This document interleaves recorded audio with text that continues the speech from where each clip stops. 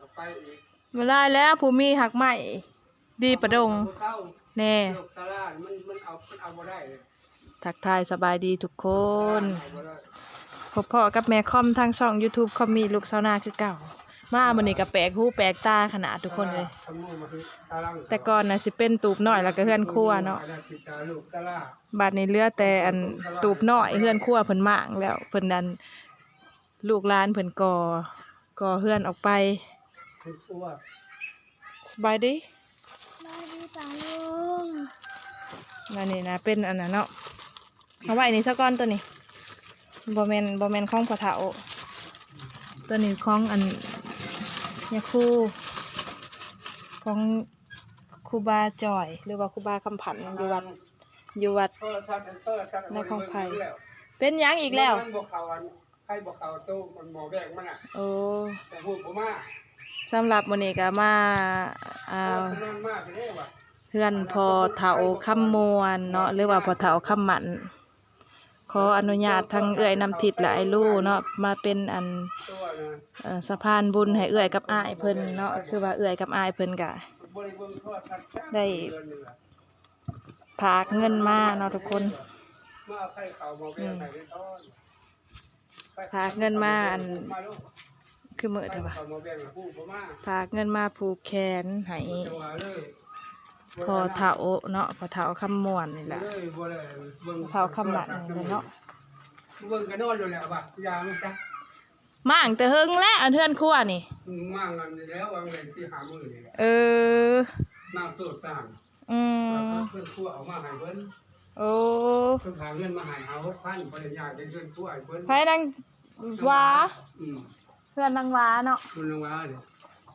บ่ได้คิดตะไผเข้ามานี่กินนี่เป็นไปอย่างนี้ห่มก็กว้างก็เย็นกว่าเก่าแล้วเด้นี่เนาะส่วนเป็นคุณจ้องบ่ได้เรื่องไผบ่มันนั่งกินข้าวแน่มันจะบ่ฮอดแม่นมันอยู่ใช้ก็ฮอดก็บ่เฮาสิใช้ตะนางครึ่งนี่ขึ้นไปนี่มันก็เอาใช้ตะนางหลายๆก็ครึ่งนึงใช้ตะนางครึ่งนึงวางเพียงแอวนี่นะเนาะเพียงแอวนี่พอเป็ดไก่บ่รอดแม่นแต่มันก็ฮอดตายแล้วบ่ว่าถ้าอย่าเพิ่นพักเอาตะกึกลงฝนตกแล้วก็ขึ้นมื้อนี้เอาน้องคอมมาเป็นตากล้องให้มาพี่ฮัมพี่มาจับให้แน่นี่จังหวะนี่จับนี่เด้อนั่งลงก็ได้ต้องนั่งลงก่อนเอามาผูกแขนให้พ่อใหญ่ก่อนอันนี้เป็นอันเงินเอ้ยนำทิพย์กับไอ้ลู่เด้อขออนุญาตปัดคำพ่อใหญ่เอ้ยเอาให้ก่อนนี้เนาะให้ก่อนนี้ดีกว่าขาวเด้อพ่อเฒ่าเอ้ยลูกหลานนี่แล้วเอ้ยนำทิพย์กับไอ้ลู่ทางอเมริกาเพิ่นฝากเงินมาผูกแขนปีใหม่ให้พ่อเฒ่าอยู่ดีมีแห้งความเจ็บจะได้ความไข้จะมีให้มีอายุมั่นคนยืนอยู่น้ำลูกน้ำหลานอยู่เป็นห่มโพห่มไส้ให้ลูกให้หลานตลอดไปหายเจ็บหายไข้หายพยาธิโรคฆ่าเด้อเมื่อแรกสิให้เมตตาไปให้เพิ่นให้เพิ่นโชคลาภเทื่อเลขเงินตรีอเมริกาสาธุแหละให้เมตตาไปให้เพิ่นโชคมานอยู่ดีมีแห้งผู้นี้ได้ซื้อกิโล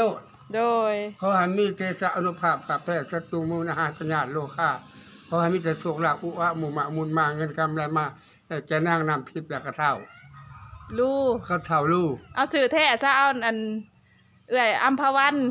อัมพวันนั่งอัมพวันแล้วก็เท่าลูกเท่าอันวันนาคารเท่าวันนาคารเพราะให้มีอายุวันนะสุขะปะละอายุวันโนสุขังพลังมันยืนหอย1,000 วาสาจัตตโลธรรมาวัฏันติ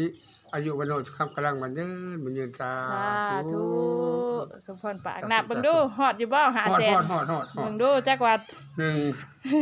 2แบออกโลดแบโลดโอ้ยพอดีหาแบยังให้เฮาแน่ให้บุญคำนำสู้อยู่ดีมีแห้งเด้อสาธุเอื้อยอัมพวันสุวรรณเนาะนามสกุลเพิ่นน่ะสุวรรณแล้วก็อ้ายวันนาคารสุวรรณจาก USA เพิ่นฝากเงินมาผูกแขนพ่อใหญ่คำหมันเด้อเพิ่นว่า500,000เพิ่นว่าเป็นห่มโพห่มไส้ให้ลูกให้หลานตลอดไปเด้อสุขดีจงมีแก่ท่านผู้นำส่งมาให้ขอให้เจ้าดีแน่สาธุ1,000 วาสาสาธุตอนนี้เฮาก็ออกมาจากเพื่อนพ่อใหญ่คำม่วนเนาะหรือว่าพ่อใหญ่คำหมัน ก็ฝากกดไลค์กดแชร์กดติดตามช่อง YouTube ตำรวจสุวรรณอยู่ต่างแดนนะเด้อพี่น้องเบิดสุขุสุคนเข้าไปกดไลค์กดแชร์กดติดตามเป็นกำลังใจให้ทั้งเอื้อยน้ำทิพย์และไอลูนะเด้อสื่อช่องตำรวจสุวรรณอยู่ต่างแดนซึ่งว่า รูปภาพและสื่อแม่คอมจะเอาแปะไว้อยู่ในหน้าปกคลิปเลยเนาะทุกคนขอบมกขอบใจหลายๆตอนนี้ก็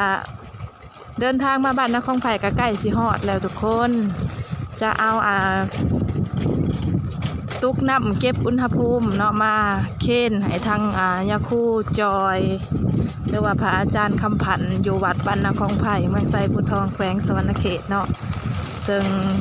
ตุกเก็บอุณหภูมิหันก็เป็นของเอื้อยน้ำทิพย์และไอรูจาก USA เพิ่นพากมาเค้นให้เนาะพากมาเค้นให้ยาคูจอย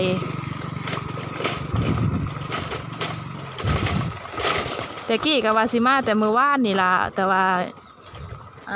ยาคูเพิ่นบ่อยู่เนาะเพิ่นไปบุญผาป่าอยู่บ้านเรามาโคอุดเอาเขาเก็บปองเบียร์นำเห็นปองเบียร์เนาะให้ไอ้คอมเราลงไปเก็บสะสมไว้พอได้ซื้อขนมจากยามได้สิฮอดโลแล้วเนาะ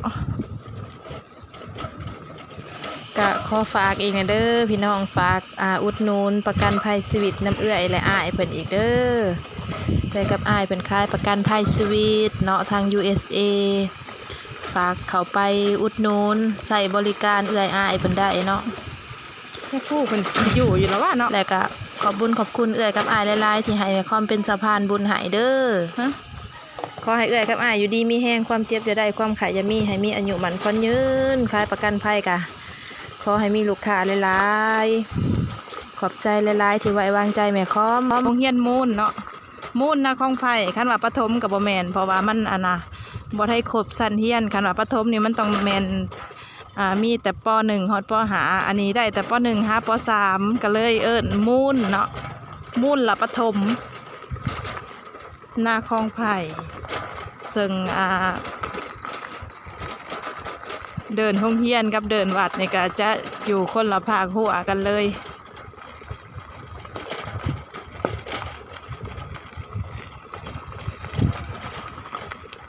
ตอนนี้ก็ถึงแล้ววัดนาคองไผ่ศาลาเพิ่นกันแล้วแหละจบงามขนาดเนาะทุกคน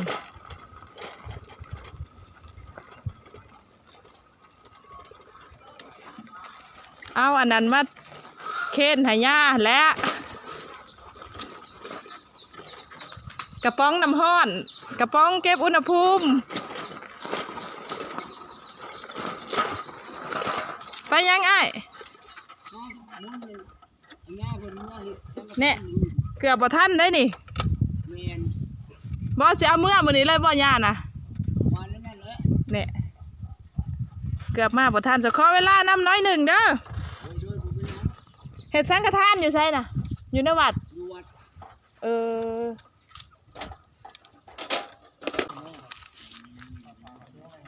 เพิ่นกำลังเกียมเครื่องเพิ่นถือกิจนิมนต์เนาะ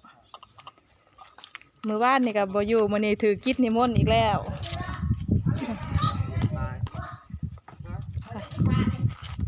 ขึ้นฮอแจกเลยป่ะยามไปนั่งนี่ก็ได้เอานั่งนี่ก็ได้เนาะให้ลูกชายเราเป็นผู้อันเค้นให้เอาบางครั้งผู้เป็นผู้สอนผู้ชายโดยเอานั่งลงนี่ลูกนี่ยามจริงไปคอมสาวคอมมี่นั่งลงลูก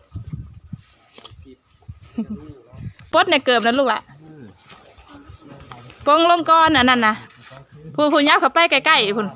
ยับเขาไปใกล้ๆครูบาพุ่นเอาเขาไปน้ำหมดเป็นยังดอกนี่ไปเค้นในเพิ่นลูกสาธุจับแขนสองนะจับแขนสองมือเบื้องหนึ่งจับแขนสองสาธุเด้อ โดย ก่อนอื่นขออนุโมทนาบุญนำโยกนำทิพย์ให้กับเฮียลูสุวรรณพร้อมด้วยครอบครัวถวายเต้ากาน้ำฮอดเนาะแม่นบ่ เต้ากาน้ำฮอด ต่อการน้ำฮ้อน ผู้ดีกินน้ำยา โดย มาสบายเรื่องนี้นะ โอ้ เสกหัวสองเถื่อ โดย เขาก็ว่าเป็นแล้วหัวแขวงก็ว่าเป็นปอด อืม แล้วหัวลาเวียดก็ว่าบ่แม่นปอด แน่ กระเพาะติดเชื้อหลอดลมอักเสบหัวใจเต้นช้า โดยขนาด หลายโรคอนุโมทนา โดย โลกเดียวกันครัวไว้ โยกน้ำทิพย์แล้วก็เฮียลูสุวรรณพร้อมครอบครัวถวายหมอน้ำหอดสาธุอนุโมทนาบุญนำขอให้เป็นผลบุญผลกุศลไปปกปักรักษาให้ครอบครัวของตนจงมีแต่ความสุขความเจริญและก็ขอบใจเท้าคอมมี่พร้อมด้วยครอบครัว โด เป็น ย สะพานบุญให้สาธุ จ้า ดีไม่แห้งเลยค่ะเด้อ จ้าโดย ดีนะครับก่อน โดย สัพพะโรคาวินิโมโตสัพพสันตาปวาสิโตสัพพเวรมติกันโตนิพุทโธจาตุวังภวาสัพพิติโยวิวัสสันตุสัพพะโรโควินัสสตุมาเตภวัตวันตรายโยสุขีทีคายุโกภวะอภิวาทนาสีริสนิจังบุทาปจายิโนจัตตารโอธรรมาวัฏันติอายุวันโนสุขังภารัง สา สา ธุ ธุ สา สา ธุ ธุคุ้มครอง สาธุ เทวดาปกป้องสุขกายสุขใจอายุหมันควรยืนเกี่ยวขาดปลอดภัยสุขดีมีไส้ลำรวยเงินทอง สุขใดที่ศักดิ์สิทธิ์ชีวิตใดที่ลำเลิศพรใดที่แสนจะประเสริฐจงบังเกิดแก่ครอบครัวไม่ออกนำทิพย์และก็พอออกลู่สุวรรณและก็ข่าวก็มีพร้อมครอบครัวจงมีแต่ความสุขความเจริญตลอดกาลนานเถิด สาธุ สาธุอันนั้นแม่หำ เฮ้ยอายจังนะ